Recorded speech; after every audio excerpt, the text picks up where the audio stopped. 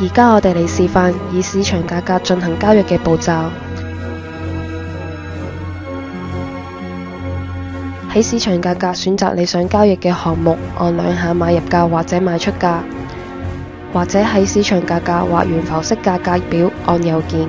而家喺市場價格按右鍵，選擇買入市價單，然後喺交易視窗入面輸入交易數量同設定範圍。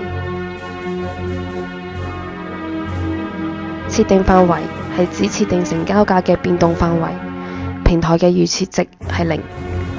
設定範圍可以設定為0到10點。如果設定範圍係0，代表市場價格同要求嘅價格相同先可以成交。如果設定範圍係10，代表市場價格同要求嘅成交價相差10點以內嘅範圍價格都可以成交。但係如果市場波幅超過10點嘅時候，交易就唔會成交。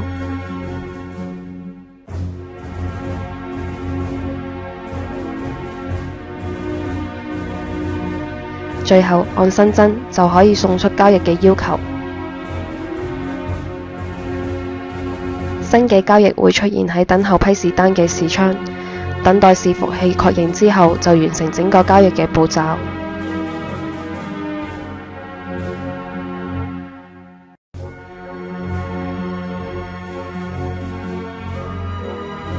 同時，建倉新單會顯示喺開倉部位同倉位總結兩個視窗入面。